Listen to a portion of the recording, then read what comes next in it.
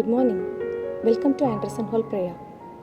Let's begin today's prayer with the hymn that screamed.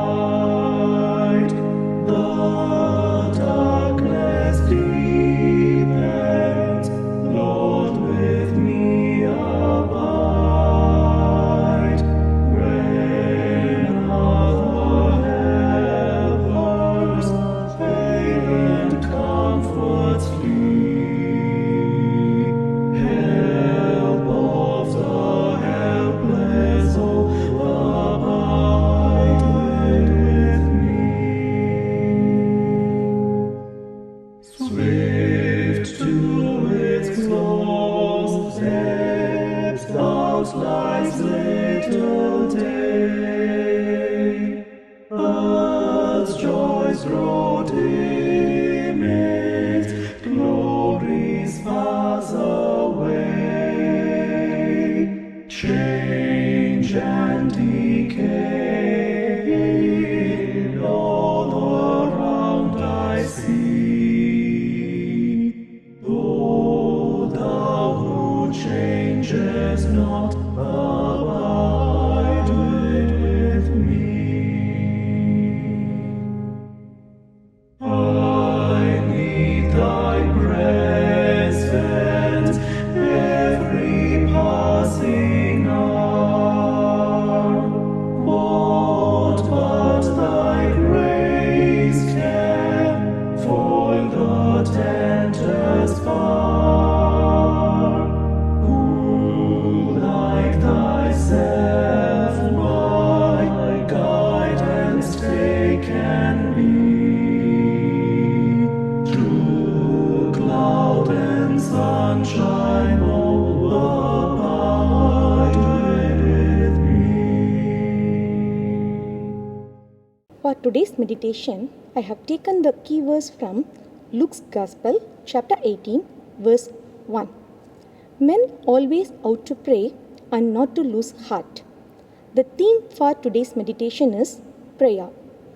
Nothing is more important in the life of the Christian than there should be a right understanding of and a regular engaging in the privilege of prayer. What does a prayer mean? Prayer means in contact with, in communication with, and in fellowship with God.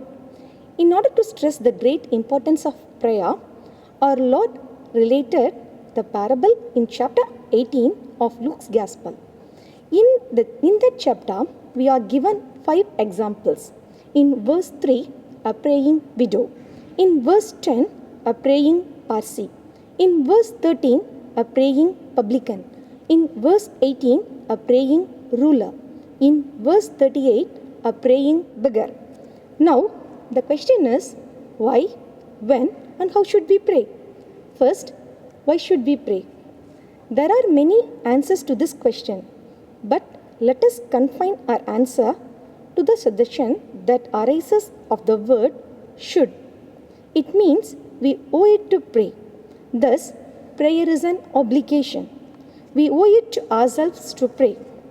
In 2 Peter chapter 1, verse 3 to 5, we see that in the infinite mercy of God, we have been given a new life, and by the miracles of the new birth, we have been made partakers of the divine nature. This life can be only maintained and kept virile by prayer. Only as we pray, our lives be what God wants us to be and can know the secret of victory over sin. We owe it to ourselves to pray, for without prayer, we can never be a Christian what we want to be or that God wants us to be. Next, we owe it to others to pray. In 1 Samuel chapter 12, verse 23 says, As for me, for be it from me sin against the Lord in choosing to pray for you. As we think of the need, the sin, the sorrow, the suffering, and the broken heart around us, it is an obligation for us to pray for God's gracious relief, help, and salvation to be given those needy souls. We owe it to our loved ones and friends to pray for them so that we can exercise an amazing ministry on behalf of them. Secondly, when should we pray? I would like to answer this question from few references from Bible. We should pray at regular stated time. Psalms chapter 55 verse 17 says, "Evening and morning and at the noon I will pray."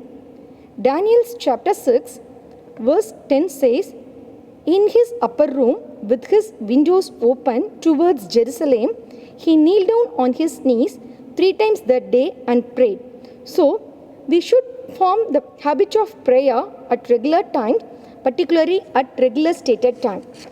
Next, when cares and troubles press upon us, Lord does give us special promises for times of trouble. Psalms chapter 50 verse 15 says, "Call upon me in the day of trouble." In Acts 16:25, we see that Paul and Silas were praying and singing hymns to God, and prisoners were listening to him. Here we can notice that his promise is not deliverance from the trouble, but for something better deliverance in the trouble. Paul and Silas were enjoyed such deliverance. So at all time of special need, when cares and troubles press upon us, we should pray. Next, we should pray when Holy Spirit urges us. If you look in Romans chapter 8 verses 26-27, we can have a reference of that. When we go into a place of prayer, so surely is the Holy Spirit present to guide us in praying. When we can, we should pray with others. In Matthew chapter 18 verses 19-20, we see that there is a special invitation to and value in united prayer. Finally, how should we pray? In Luke's Gospel chapter 18, we have 3 special illustrations the way in which we have to pray. Verses 10-13 says that we ought to pray like a publican, not like a Parsi. Verses 1-8 says that we ought to pray persistently without fainting. Verses 16 and 17 shows that we ought to pray with childlike simplicity and trust. So conclude with, why should we pray? We owe it for ourselves and for others. When should we pray?